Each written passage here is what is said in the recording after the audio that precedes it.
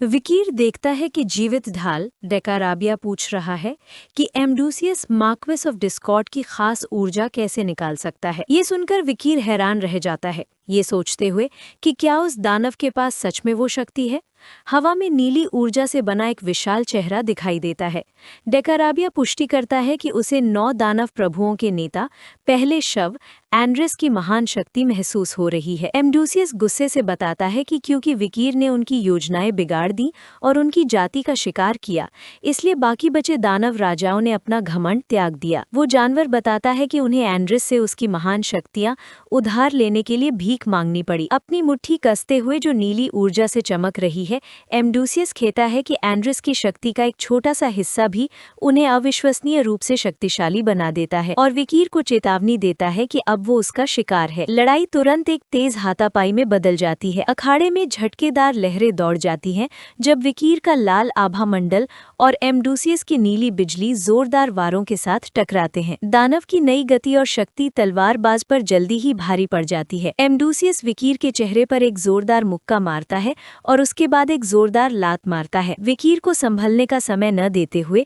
एम्डूसियस आसमान में छलांग लगा देता है। अपनी उठी हुई मुट्ठियों में नीली ऊर्जा जमा करते हुए वो राक्षस नीचे अपने लक्ष्य पर घूरता है। फिर वो जमीन पर जोरदार ताकत से गिरता है, जिससे धरती टूट जाती है और एक बड़ा गड्ढा बन जाता है। विस्फोट और मलबे को आड़ बनाकर विकीर उस तबाही के बीच से गुजरता है और चुपचाप उस विशाल दानव के पीछे प्रकट होता है। अपनी चमकती लाल आंख के साथ विकीर अपनी आभा को केंद्रित करता है ताकि एक हताश जवाबी हमला तैयार कर सके। वो लाल ऊर्जा का एक चौड़ा वार करता है जिसका लक्ष्य दानव को काटना होता है, जबकि वो उसकी लंबी पहुंच से बचने की कोशिश कर रहा होता है। हालांकि शक्ति का अंतर बहुत ज्यादा है। तलवार के वार से पूरी तरह बचते हुए एम्डूसियस अविश्वसनीय गति से आगे बढ़ता है, विकीर के पीछे फिर से प्रकट होता है और उसे बहुत धीमा होने के लिए उसका मजाक उड़ाता है। वो विशाल दानव अपने सिर पर लगे चमकते क्रिस्टल को चार्ज करता है और एक विशाल हमले की तैयारी करते हुए नाइट हाउंड का उपनाम जोर से चिल्लाता है। एक जोरदार वार के साथ एम्डूसियस नीली ऊर्जा का एक धमाका करता है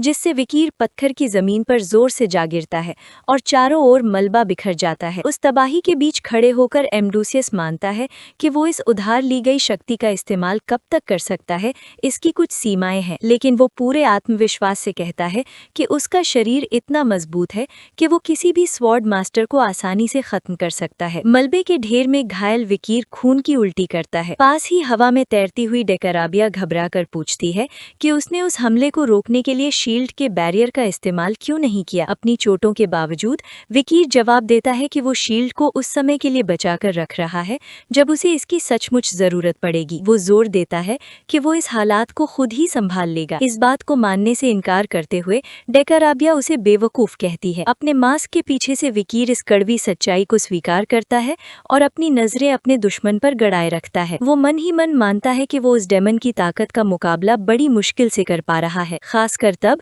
जब ये एंड्रेस की असली ताकत का महज एक छोटा सा हिस्सा ही है। घायल स्वॉर्ड मास्टर के ऊपर मंडराते हुए एम्डूसियस देखता है कि विकीर अभी भी खड़ा है। वो उसका मजाक उड़ाते हुए उसकी तारीफ करता है कि वो किसी तिलचट्टे की तरह ही जिद्दी है। हार मानने से इनकार करते हुए विकीर सामान्य भाव से कहता है कि वो डेमन अपनी नई नई मिली ताकत के नशे में चूर होकर बेवकूफी कर रहा है। विकीर के इस बेबाक दावे से एम्डूसियस हैरान रह जाता है। वो राक्षस को उसकी एक जानलेवा कमजोरी की याद दिलाता है। अगर हेडमास्टर विंस्टन की मौत हो जाती है या वो अपना कॉन्ट्रैक्ट तोड़ देता है तो एम्डूसियस का वजूद ही मिट जाएगा। वो पूछता है कि उस डेमन ने लड़ाई के दौरान अपने इंसानी साथी से अलग होने का फैसला क्यों किया। खून बहने के बावजूद विकीर का इरादा मजबूत रहता है। वो अपने दुश्मन को चुनौती देते हुए पूछता है कि क्या उसका घमंड ही उसे अपनी पूरी ताकत का इस्तेमाल करने से रोक रहा है। विकीर की बात का जवाब देते हुए एम्डूसियस मानता है कि वो स्वॉर्ड मास्टर इस बात को अच्छी तरह जानता है कि डेकाराबिया शील्ड हमेशा अपने मालिक के प्रति वफादार रहती है। वो डेमन समझाता है कि उसने अपने इंसानी साथी को अकेला इसलिए छोड़ा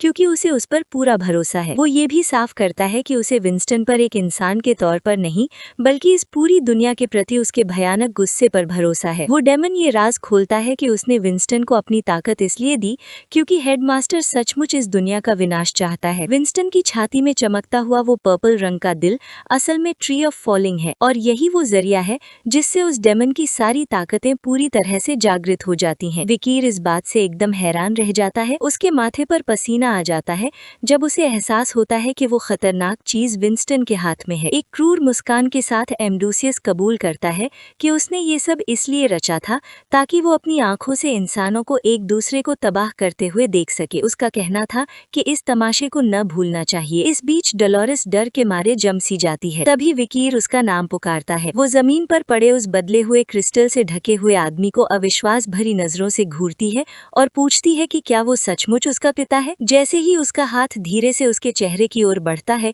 उसके पिता की आंखें घोर आतंक से फैल जाती हैं। वो डर के मारे चीखता हुआ जमीन पर रेंगता हुआ पीछे हटता है और गिड़गिड़ाता है कि उसे मारा न जाए। वो घबराहट में वादा करता है कि वो हर आज्ञा का पालन करेगा, जबकि विंस्टन पीछे से ठंडे भाव से ये सब देखता रहता है। कांपता हुआ और अपनी जान की भीख मांगता हुआ वो बदला हुआ आदमी डर के मारे सिकुड़ जाता है। डोलोरेस उसे दया और आतंक भरी नजरों से देखती है और धीरे से उसका नाम पुकारती है, हिम्बर्ट। अचानक हिम्बर्ट के मुंह से एक राज निकल पड़ता है जिससे डोलोरेस हैरान रह जाती है। वो कबूल करता है कि इस सब के लिए वही जिम्मेदार है। शर्म और डर के मारे हिम्बर्ट अपने भ्रष्टाचार का खुलासा करता है। वो कबूल करता है कि उसने विरोधी गुट को तबाह करने के लिए अपराधियों और पंथवादियों से गैर कानूनी तरीके से पैसे लिए थे। डोलोरेस भी मानती है कि उसने हेराफेरी की थी। पोप का रूप धरकर उसने क्वॉ-वॉटिस परिवार को अपने इशारों पर नचाया। हम्बर्ट एक कुटिल मुस्कान के साथ स्वीकार करता है कि वो तब भी चुप रहा जब उसे पता था कि अनाथालय से मासूम बच्चे गायब हो रहे हैं, रोते बिलखते हुए। वो चीख कर कहता है कि उन सभी भयानक कृत्यों का जिम्मेदार वही है, जबकि उसके शरीर में मौजूद नीले क्रिस्टल चटकने और चमकने लगते हैं। अपने पिता के भ्रष्टाचार के बारे में सुनकर डोलोरेस दहशत में डूब जाती है। उस विकृत रूप वाले व्यक्ति के ऊपर मंडराते हुए विंस्टन ठंडे स्वर में डोलोरेस से पूछता है कि क्या उसने अपने पिता का एक बालिया बयान सुना। अपनी छाती में धड़कते हुए उस बैंगनी दानवी हृदय के साथ विंस्टन उससे सोचने को कहता है कि परिवार पर नियंत्रण पाने की उसके पिता की लालच के कारण कितनी मासूम जानें चली गईं। विंस्टन की चमकती हुई लाल आंखें सिकुड़ जाती हैं जब वो गंभीर स्वर में कहता है कि बलिदानों का सिलसिला अभी थमा नहीं है। जैसे ही हम्बर्ट दर्द से चीखता है और नीले क्रिस्टल ऊर्जा के अतिरेक से चटकने लगते हैं, विंस्टन खुलासा करता है कि ये भ्रष्ट व्यक्ति भी सैंडी द्वारा रूपांतरित किए गए अन्य भ्रष्ट अपराधियों जैसा ही है और ये जल्द ही फट जाएगा।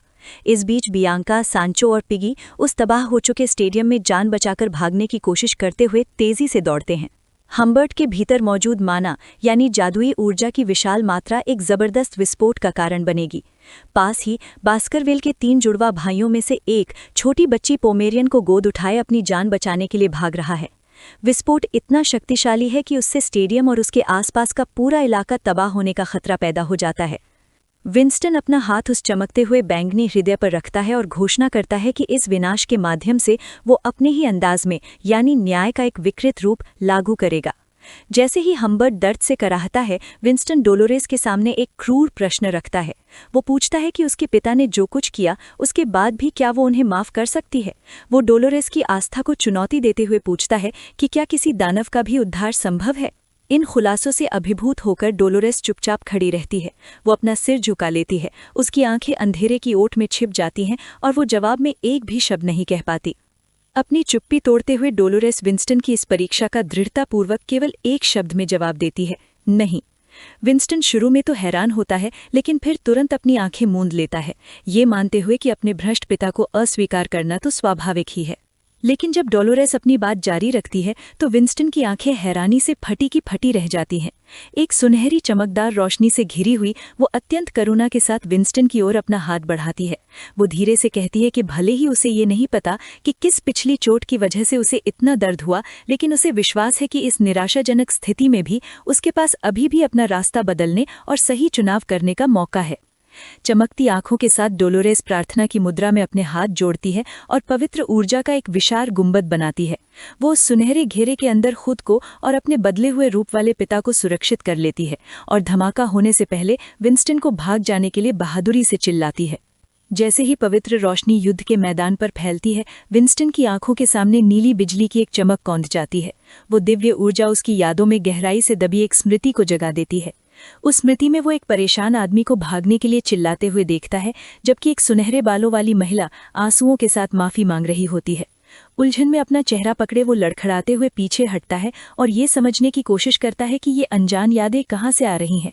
उस दृश्य से साफ तौर पर हिला हुआ विंस्टन डोलोरेस को विस्मय से नीचे देखता है और धीरे से उसका नाम बुदबुदाता है, जबकि वो बहादुरी से अपने बदले हुए रूप वाले पिता की रक्षा कर रही होती है।